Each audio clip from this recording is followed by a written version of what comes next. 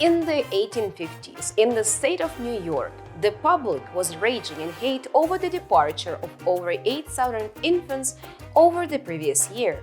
All were linked to the consumption of contaminated raw milk from unhealthy cows.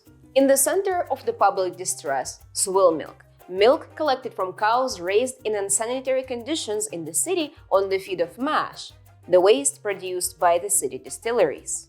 Contaminated milk was sold to customers by the dairy businesses under the cover of the corrupt New York State government officials who proclaimed that contaminated milk actually was great for the health of mothers, fathers, and babies alike. Sales of raw milk, political scandals, and infant diarrhea continued, till in 1987 the pasteurization was accepted as a universal processing standard for all milk products in the United States. And the sale of raw milk was officially banned. Till today, purchasing raw milk is time-consuming, complicated, and often illegal affair. But where there is a demand, there is a supply. So today, the raw milk, as well as deaths from diarrhea, are coming back to the United States of America and other countries that previously outlawed the sale of raw milk. Raw milk that was once in high demand among liberal almond moms during the years of Obama administration traveled quite a political mile and is now widely associated with manosphere and tradwives. In 2005, Rod Dreher wrote an article titled Crunchy Cons, investigating the minimal presence of conservative and reactionary undertones in the seemingly liberal wellness movement. And now, 20 years later, raw milk, grass-fed beef, and farm eggs are in demand with self-proclaimed masculinity gurus, right-wing attention trolls, and other interesting characters from the Joe Rogan universe. Right-wing influencers and their followers have been going all in on dieting. From raw milk to raw testicles to seed oil panic, reactionary influencers shape diet around their overarching political and social views. And also, make this video non-vegan friendly. Warning, there will be a lot of raw meat in this video. Tangled with ideas of national security, masculinity, conspiracy theories, fictional traditionalism, and a golden age that never was, food becomes a political statement. Right-wing influencers aim to convince their audiences and us that there is a conspiracy undermining our health, success, and culture, that the food turns men into women and women into men. It makes children sick and adults weak, that the modern diet is at the core of the decay of the modern world and inevitable collapse of Western civilization. The world is falling apart, and we are all unwell because someone has been poisoning the wells. And part of the response then to it, so the response that I advocate, is to return to a way of living that is more in tune actually with our evolution and with the way that we've lived historically for the longest period of time. Since late 2010s, online spaces have created the most fascinating culinary scene surrounding right-wing political views. The various dietary advice of the average Jordan Peterson fanboy can be reduced to 3 central pillars. 1. Increasing consumption of animal products. 2. Desire to consume raw or unprocessed foods. And 3. Repulsion against foods claimed as industrial. Doesn't sound that bad if I say it like that, does it? Starting with the main character of the manosphere, Jordan Peterson himself, the desire to consume more animal products is central to many right-wing influencers. The king himself and his heir swear by the lion diet, consisting of beef, salt, and water, that they proclaim is a cure for everything from depression to arthritis. I don't have psoriasis. All of the patches have gone. Yeah. My gum disease, which is incurable, I had multiple surgeries to deal with it, is completely gone. Took 3 years. My right eye, which was quite cloudy, is cleared up completely. What else has changed? Well, I lost 50 pounds and instantly and kept it off. Raw meat, raw eggs, raw milk, organic and farm-raised produce, and of course, from-scratch cooking, all are peaking in fashion on the political right. There is also a desire to exclude any ingredients deemed unnatural or industrial: preservatives, food colorings, forever chemicals, seed oils, carbs, phytoestrogens, trans and polyunsaturated fats, and any and every unrecognizable ingredient from your regular TV dinner are claimed to be industrial, meaning destructive to one's health, character, and well-being. Each of the three pillars of the modern right-wing diet inside of it holds a contradiction. Each is a mix of genuinely good health advice and fanatic determinism to contradict the most basic science and food safety. Each is also housed within the larger framework of beliefs that claim that there is a big conspiracy that aims to destroy the Western civilization by the means of seed oils, soy, and sugar. All of the versions of reactionary diets can be classified as fad diets. All use popularized approaches to food and ingredients with questionable scientific backing and a load of miraculous promises. I will be mostly talking about carnivore, keto, raw carnivore, and similar meat-heavy diets which are popular with modern reactionary wellness spaces, as well as more feminine versions of these diets, generally tangled with ideas of fertility and homesteading. But fad diets are not just a thing for reactionaries. Modern fad diets have existed since Victorian times and now are found in Facebook community groups, journals, midday TV shows, and other sources of extremist media targeting middle-aged women. The internet and the algorithmic nature of modern content simply make fad diets even more popular by targeting specific groups and by promoting the most extreme version of, well, really anything, including wellness and weight loss. If you decide to look up healthy dieting online, you will inevitably end up with sunburned man eating raw animal organs. The audiences that already have built a distrust of mainstream scientific or governmental advice are especially vulnerable to the algorithmically optimized fad diets. That is why we see a shift in political landscape of the wellness movement in general, as conspiratorial thinking moved out of liberal camp and is now firmly linked to the conservative politics. It may seem strange, but not much has changed in the crunchy culture itself during this political migration. If it seems to you like the fad right-wing diets resemble fad crunchy diets of the 2010s, it is because they are motivated by the same exact ideas and are embraced by the same exact people. As a funny testament to the drift within the crunchy culture, the chief internet hippie Russell Brand, a past vegan advocate, is now in the middle of his shift towards a carnivore diet, coupled with his political drift from liberal to conservative camps. Now departed nutritionalist Adjournis Wonderplantis is an inspiration to many of the more radical right-wing influencers and a direct influencer of the modern wellness movement. He trailed the same path himself, where due to cancer early in life, he first swung into raw veganism and then pivoted just as sharply to a raw carnivore diet. Founder of the Rawsome Club, he advocated for a diet consisting of predominantly raw meat and dairy as a treatment for diabetes, arthritis, cancer, depression, and a slew of other conditions. It may seem that there is a difference between a vegan diet of raw fruits and a carnivore diet of raw meat, but the reasoning behind choosing such extreme diets is very similar.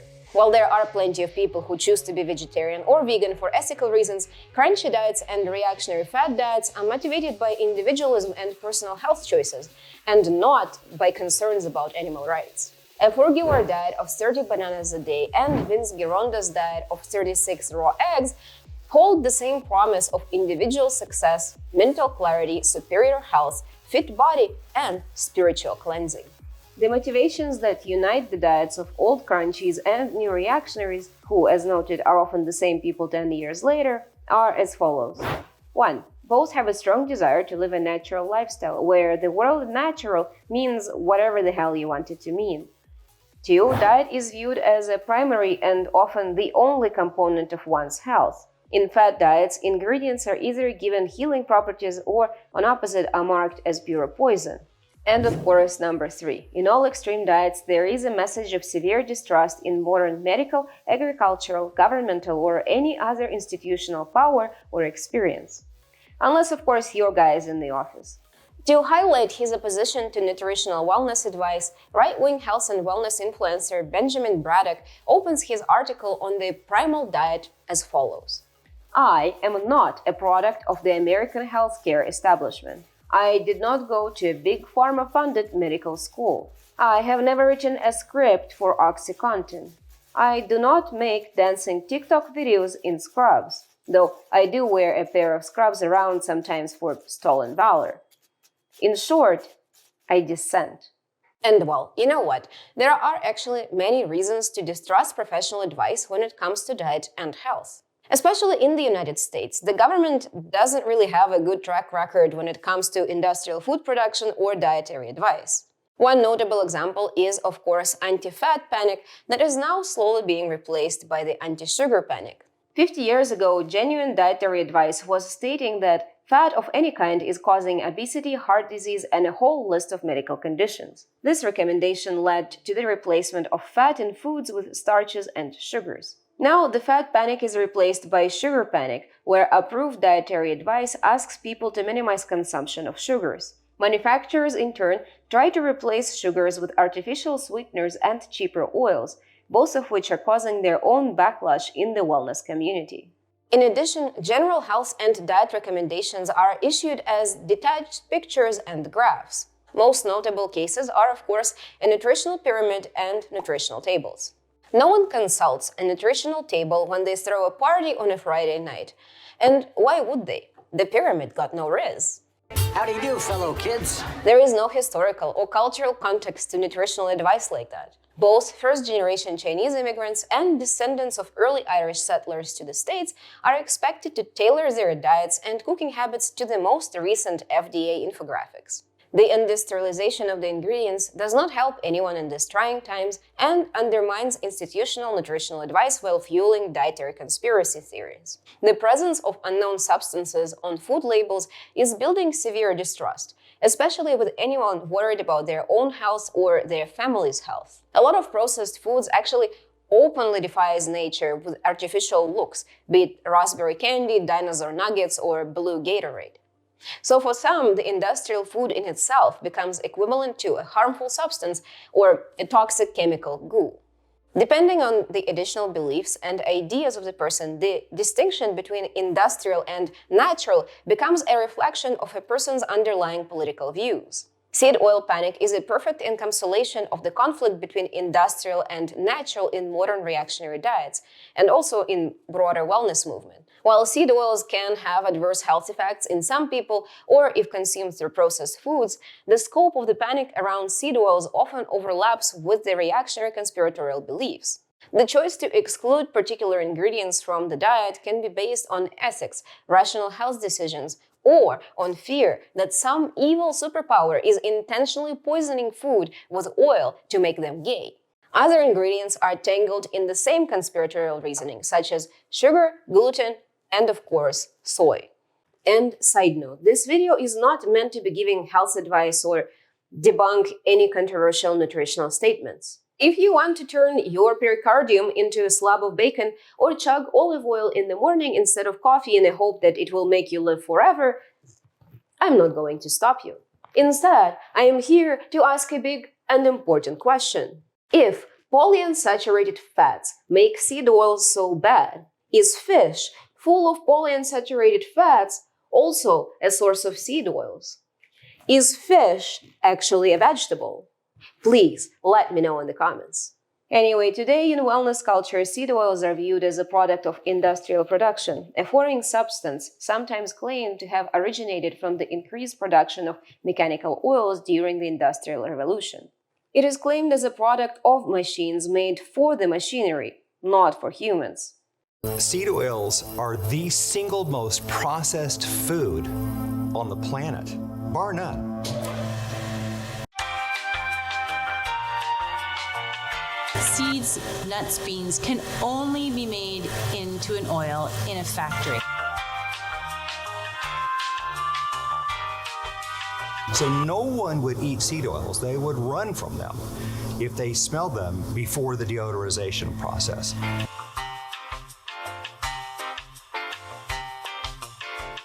In opposition, the consumption of animal products such as butter, ghee, or lard would be encouraged in the reactionary diet as a symbol of virility and good health. By no coincidence, same sources that spread the panic around seed oils and choose very questionable brand names also sell animal-based supplements. Not to disappoint those who believed me a minute ago when I claimed that we will not be debunking anything here, but modern animal products are also made in factories. Refined and unrefined animal fats are produced the same way as refined and unrefined seed oils, and all of the types of fats are packaged and produced and sold through mainstream supermarket chains by brands. So clearly, both fats and oils are made and sold by modern food industry, but one is healing and the other one is poisonous. In the case of oils versus fat debate, the distinction of industrial and natural foods is not linked to how these products are made, but based on active rebellion against institutional nutritional advice. Modern science claims that animal fats are unhealthy and seed oils are healthy. And for some, this means that by default, the opposite should be true.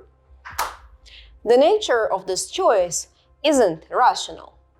Instead, it is reactionary. Anyhow, let's not get sidetracked, or, God forbid, we will have to actually start reading scientific papers.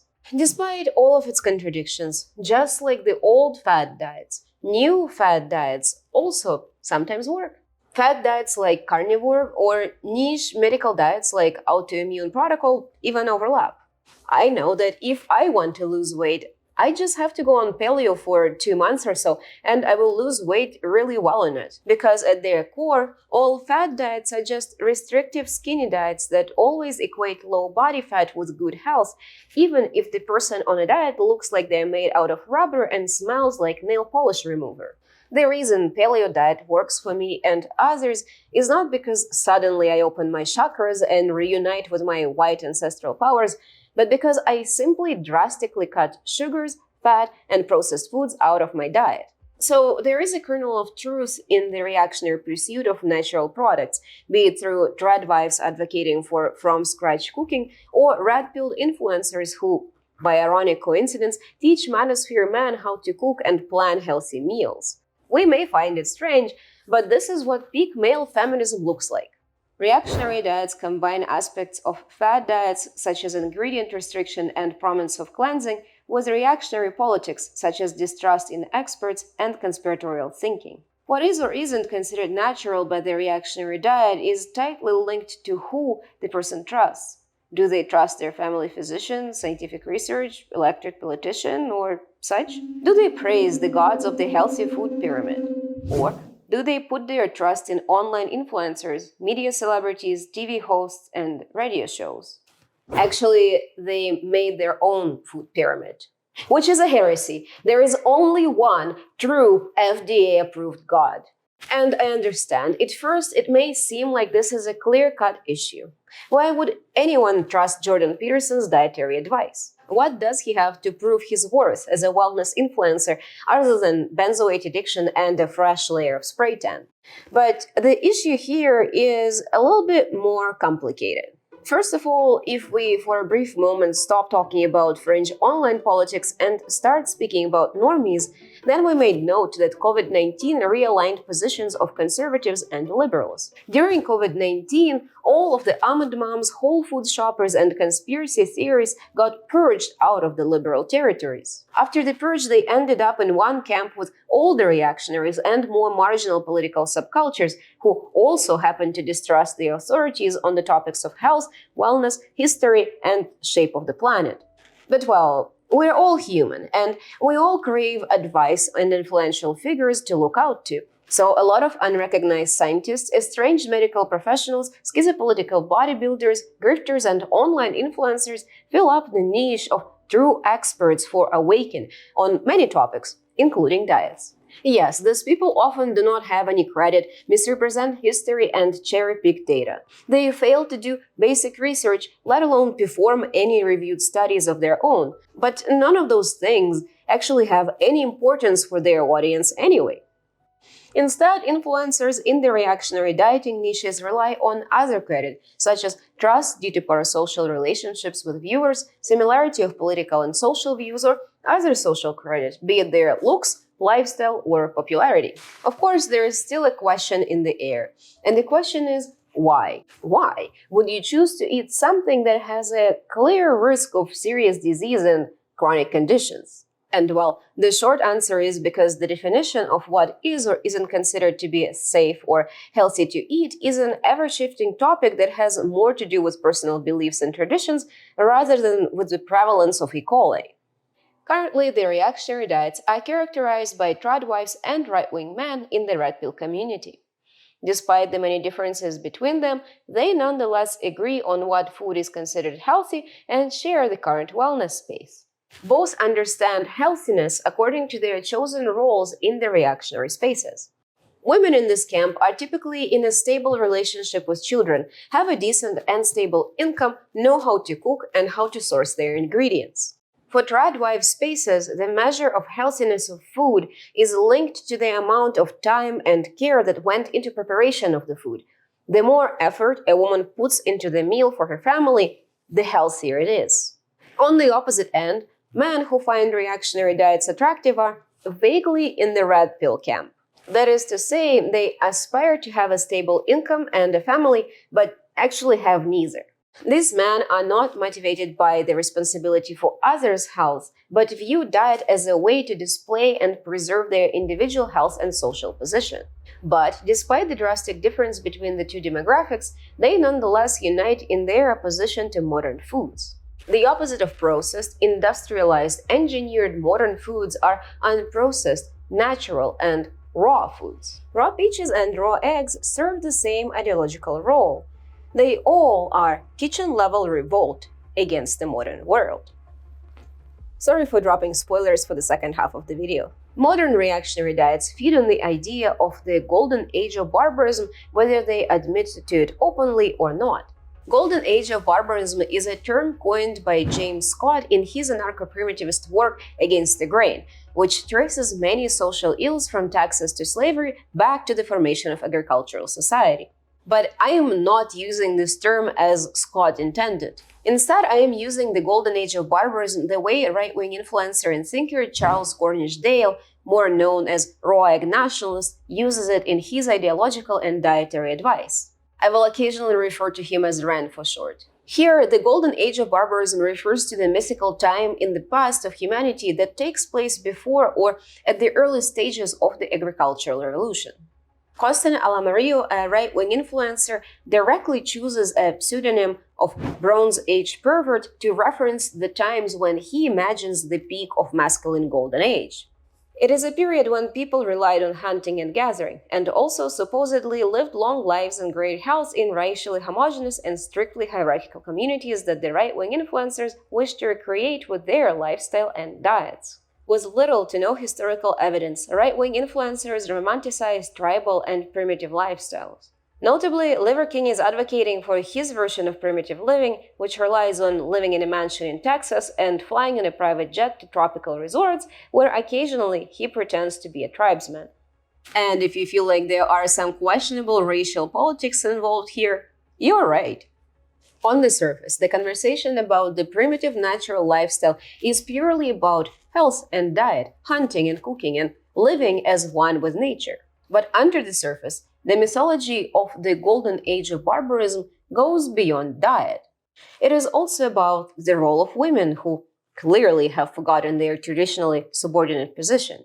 And it is also about non-whites, who simultaneously are used as magical Indians who still remember the healing ways of the past, and as lesser humans who nonetheless failed to use their ancient dietary ways to advance their culture. Modern reactionary wellness aims to create a framework of holistic healthy living that matches the movement's larger social goals, a homogeneous hierarchical society where everyone obeys their place in the pecking order. As fascists of the past, notably in Mussolini's Italy, tried to reconstruct the Italian diet and abolish pasta for the needs of the militarized isolationist state, same way modern reactionaries too see food as a path to the purified and war-ready authoritarian state. In their work, Long Live the Liver King, Muller, Rooney, and Kirchhoff write, "For raw egg nationalists, concern with health is secondary to a broader goal. A philosophy of race and spiritual nationalism that instructs the individual to embody a nationalist politic that can scale to defend Western civilization against its corruption by shadowy, multiculturalist, plant-based forces, which he terms soy globalism." It is also not surprising that all those fad diets with reactionary undertones find popularity specifically with American audiences. In the absence of accessible healthcare, diets and prayers play the role of medical treatments. If only Americans fix their diets. In that case, most of the health problems will be fixed, and cost of healthcare will be drastically lowered. And only then, the Americans, the citizens of the richest country in the world, would be able to afford universal healthcare. That's the reasoning Nicole Safier uses in her book Make America Healthy Again, where she argues against universal healthcare. She also claims in the book that she never salts her food unless she eats boiled eggs or raw cucumbers, which is a tragic statement that I shall not comment upon. Well, anyway, the opposition to industrial and modern food is why I call this type of ideologically motivated diets reactionary. Because they all, harmful or healthful, are a reaction to the industrial food production complex and largely to the postmodern world itself. And I don't care what any particular reactionary diet structure is, be it organic, raw vegan, juicing, breatharian, carnivore, raw egg nationalist, paleo, or anti-seed oils, whatever. Perceived purity and healing properties of food unite these reactionary dietary choices. Severe distrust in science and the industrial food complex feeds into a larger esoteric belief in the healing or harming powers of various ingredients. Maya Vinacour calls this ideological obsession with dietary purity and personal superiority through wellness lifestyle fascism, as she traces the different yet so similar diets of Never Die Brian Johnson and Liver King Brian Johnson. While one Brian is promoting a restrictive vegan diet, the other Brian is promoting a raw carnivore diet. Despite their differences, both see restrictive dieting as a way to achieve a position of a Nietzschean Übermensch and position opponents of their obsessive lifestyles as inferior, foolish man. And well, look, I'm not trying to prove that industrial food production is healthy or that US food regulations make any sense. Rather, I want to discuss what happens when the definition of healthy food is combined with marginal political viewpoints. What leads people to believe that consuming raw organs on camera is perfectly normal and healthy behavior? And well, now I guess is the time to discuss the elephant in the room, or perhaps its carcass. If you look at modern reactionary spaces, there is a clear preference for the consumption of animal products. This is especially true with the male demographics, from Jordan Peterson and Liver King to Ren and Alex Jones. Right-wing influencers are trying to link masculinity and meat consumption. They are creating a model of a keto man. Right-wing influencers are trying to create a clear distinction that red meat is for real men, vegetables are for women, and carbs are for weak liberal wokies. But what about the fish? Is fish gay? Let me know in the comments. And well, sure, fitness enthusiasts used to eat meat and protein-heavy diets for decades. Actually, Raw Egg Nationalist recipe book is just a collection of recipes from the golden era of bodybuilding. He's referencing those good old times when Mr. Olympia still had a waist. Today, fitness influencers progressively find themselves in the company of political and social commentators that are less interested in building pecs and more interested in building techno-capitalist ethnostates. For them, meat is supposed to reconnect man to nature, to the pure, primitive state of the golden barbarist past, when men were strong, women were obedient, and we all lived in a Flintstones universe. In a weird twist of ideologies, consumption of meat and primitive diets become a tool of transhumanist transformation of a modern, weak man into a powerful, neo-primitive, techno-barbarist man.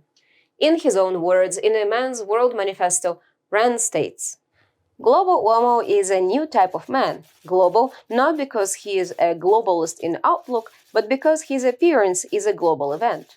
Handsome, stylish, physically fit, charming and witty. Learned, but disdainful of intellectual imposture and empty gesturing. The global Homo is, in short, a man of refinement, but also a man of action." Or, in the words of Bronze Age pervert for the same manifesto, "The coming age of barbarism will not be owned, as many of you urban cucks fear, by the gangbangers and unwashed hordes of the teeming cesspools of the world. but by clean-cut middle-class and working-class vets, men of military experience who know something about how to shoot and how to organize. Side note, there is no evidence that Costin served in the army despite his love for the men in uniforms. The diet of meat, preferably raw meat, becomes an essential component of masculinity of a modern reactionary man, a foundational practice, a ritual that gives him his strength. Once again, we face a distinction between modern industrial food like fluffy white bread that supposedly produces weak fluffy white men and natural food like meat that makes men strong. Same way that many reactionaries try to reclaim their masculinity by trying to roll back to 1950s or 30s, some imagine that they need to roll back all the way to the monkey times to become a real man. The rise of reactionary diets also highlights a shift in the demographic and aesthetics of reactionary spaces, which previously relied heavily on radicalized white middle class and working men. More modern, younger reactionary audience consists of wellness-aware, tech-savvy men that do not have stable jobs nor families. They source and cook, or rather uncook their meals themselves, defying the traditionalist family structure where the woman of the family is in charge of food. Max Reed, in his article Soy Right Ascendance, calls this new force of reactionary politics, ironically, soy right. They have special diets and are afraid of seed oils. They wear skinny jeans and have meticulously groomed beards. They talk non-stop about masculinity, drive pickups, and wear plaid, but they can't change a tire to save their lives. While the right spent years mocking liberals for wanting safe spaces and echo chambers, for crying about identity politics, for being frail, fragile, overly sensitive weaklings, they were slowly transforming into the perfect mirror of it all, without the nagging concerns for equality or any of that lib shit. For the soy right, the consumption of raw meat becomes a ritual of performative masculinity, which requires no social achievements or character traits traditionally associated with masculine men. Almost as if by consuming raw beef testicle, one can finally feel as if they have a pair of their own. In a similar way, raw food, especially raw meat consumption, becomes a ritual of connection with the nature without living a comfort of a modern supermarket or a kitchen. Purity and preservation of nutrients or healthy bacteria in foods are praised in a similar way that crunchy raw vegans advocated for the preservation of nutrients in uncooked vegetables back in 2010s. Except, of course, animal products don't grow on trees. They come from animals, so the healthy bacteria in question is often just the cow's ruminal microbiome that is meant to get cows ready for their grass diet. And I'm not trying to make any health claims here. All I'm trying to say is that there is an evolutionary reason why cow's boobs are located 3 feet right below its asshole. And well, how can we explain this strange behavior? If these extreme types of diets are purely a reaction to industrial food production and nothing else, why do the same influencers and followers choose to side with industrial food manufacturing when it comes to animal products? But this seeming contradiction is not a contradiction at all. For many of those who partake in reactionary diets, doing so is not just a protest against the modern industrial manufacturing, but a protest against anything and everything that can represent the modern world, specifically postmodernity. In more radical cases, a carnivore diet is as much anti-industrial as it is directly anti-globalist, anti-government, anti-vegan, or anti-liberal. It is a revolt against the current state of the world and all what it entails, from globalist economics and multiculturalism to women's liberation and less rigid governance. Further in their work, Long Live the Liver King, Muller, Rooney, and Kurha write, the political right's fascination with animal consumption is intimately tied to circulating cultural narratives about masculinity in crisis. Real men eat meat, and if something or someone threatens access to meat, then livelihoods of real men are under attack. The golden age of barbarism is not just a prehistoric paradise. It is a place where the white male is in absolute ruler of his property, other human beings are his subjects of no agency, and animals are a food source that does not require any ethical considerations. A reactionary diet can also be a tool of indoctrination in itself. That is why I find that Reactionary's tie of masculinity to meat eating is particularly unsettling. Most of the time, our diets are a reflection of our heritage, social position, and culture. I cook with methods, tools, and ingredients that are reflective of the place I grew up in and with the heritage of the people who raised me. And so does pretty much every other home cook that I know who learned to cook outside of the influence of the modern wellness culture. But reactionary diets and more radical diets in general can serve as a tool to alienate a person from their cultural background and their family towards their new spiritual family. And while a meat-heavy diet can be a tool of association with the fitness community, it can also now serve as a tool of association with reactionary communities too. Reactionary diets aim to change persons' eating and cooking habits, ingredients, and also the role that food plays in their life. Influencers encourage their followers to eat food on a different schedule from their family, cook only for themselves, source separate ingredients, and prepare them in a way reflective of their online community and detached from the habits of real people in their lives. In more marginal cases, like that of a raw carnivore diet, the separation comes to the point where the food prepared by the man for themselves is outright inedible or even dangerous to other family members if they happen to have any. And the keto man is not only prone to reactionary propaganda beyond diet, he also is a great neoliberal agent, a shiny cog in the capitalist economy. The diet of meat is also a status symbol. Lent is for celibate monks and filthy peasants. True kings eat meat. In modern times, the dietary border between rich and poor is not as drastic, as most of the Western families on stable income can afford meat if they want to. But can they afford eating a whole, grass-fed, free-range, farm-raised steak every dinner? That is the question. Gustavo Pierre highlights the preparation and mental load required to become a true raw beef consumer in his article for right-wing publication Counter. Not all raw beef is good beef. The industrial enemies of raw foods are looking to make an example out of you. As Raw Egg Nationalist says, if you're going to eat raw beef, it must be the best quality and totally fresh. The steak can only be filet. Do what I did. Drive into the country, find a farmer, watch them cut the fillet in front of you, and eat it no less than an hour or two later. Do not inform anyone of your plans. Dispose of any remains in the woods. Clear your internet history after you read this. Run.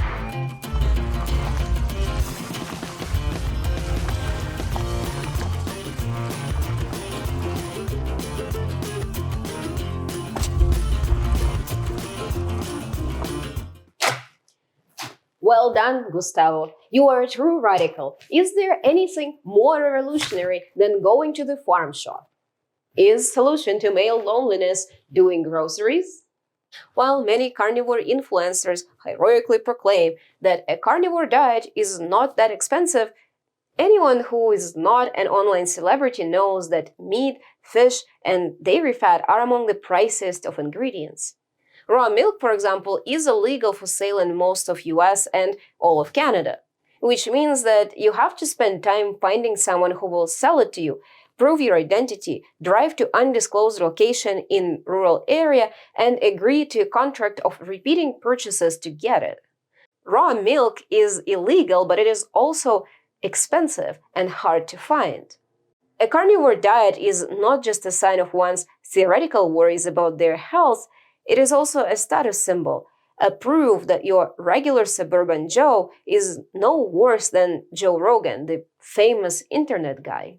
The meat-rich diet of a red pill man is a necessary component of his financial success. So in The Rise of Keto Man, Wilson writes, the economic independence necessary for keto man to be able to afford meat in such large quantities becomes analogous to gaining personal freedom. To be on such an expensive diet like keto would appear reserved for the upper working class or middle class citizens. Yet it is often the working class man who finds himself drawn to keto.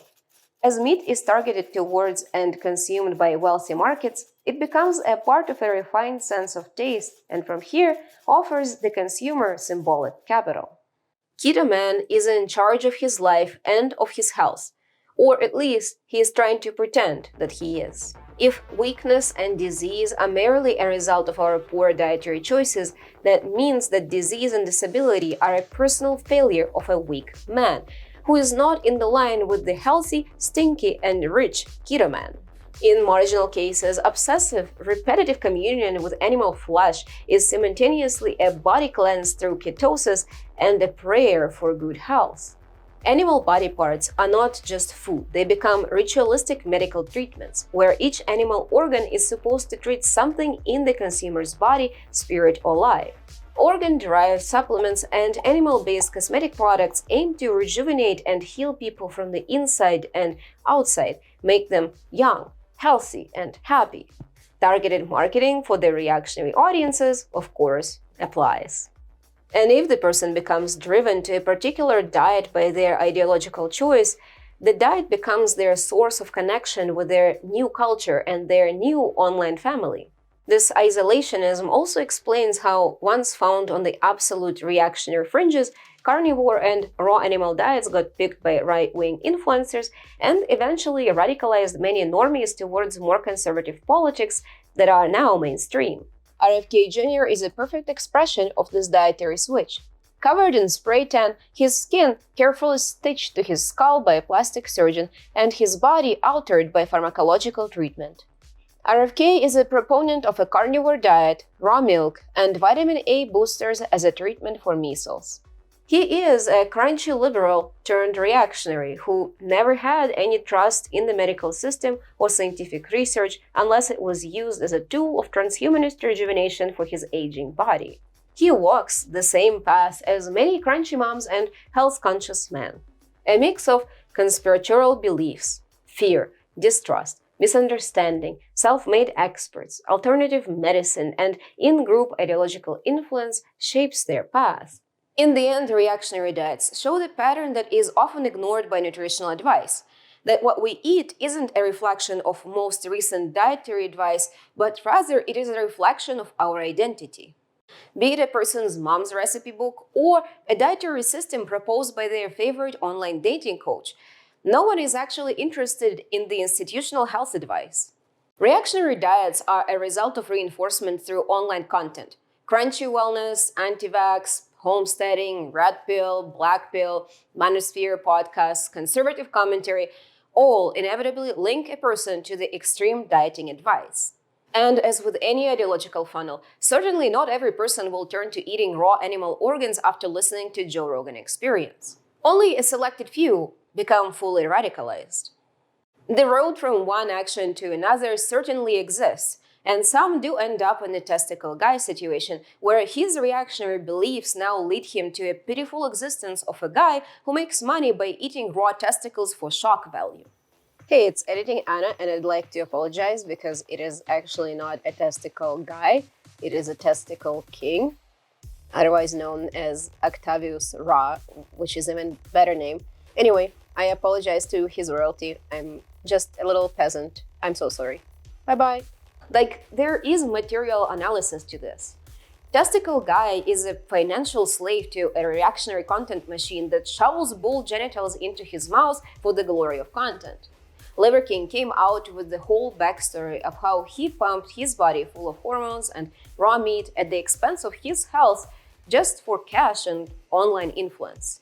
This men have muscles and seem to be doing okay financially, but they are slaves to the system of reactionary content that controls their lives and their diets. What they eat is not decided by them, but by the wishes of their audiences of dissatisfied and politically charged men.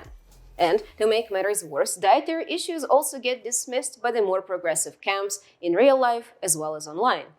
Currently, at least in the trenches of online content, discussion of nutrition and health advice in more progressive spaces does not provide sufficient alternative against the reactionary obsession with wellness. Eventually, teenage incels stop being teenage incels.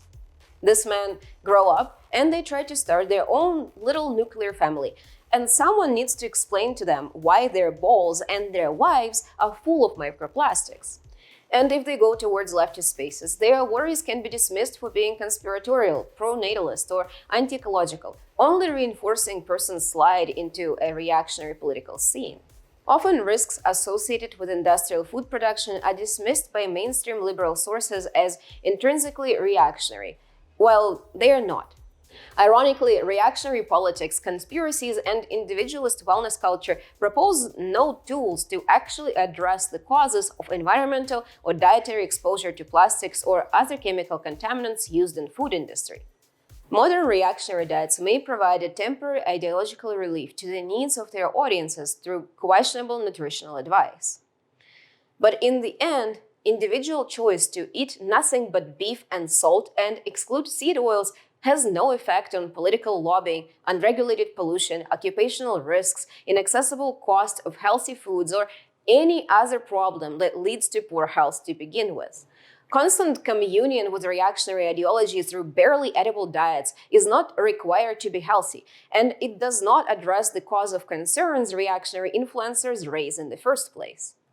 However, till the distrust between modern wellness and modern science remains in place, till there are no rational, material explanations that link poor health to commercial production, climate change, and capital incentive, the wild ride of radical diets will continue. Swinging between the radical extremes of alternative medicine and online influencer advice, people will continue to give their children unnecessary diarrhea and commit war crimes against their own taste buds. And the best you can do is perhaps to choose to cook your own meals, independent of the swings of the online reactionary culture. Thank you for watching. This video is brought to you by Asina and all of my well-fed patrons. If you would like to support my work financially, joining my Patreon is the best way to do so. I am aiming to move to a larger filming space, so if you're able to provide me some financial support, that will be absolutely welcomed. Or you can just subscribe to this channel. It is absolutely free for now, and I will absolutely love if you do so. And we can also see each other more often. What not to like? So, thank you and see you on the next one. I also have a concert in 2 hours, so I hope this was not a strategic mistake.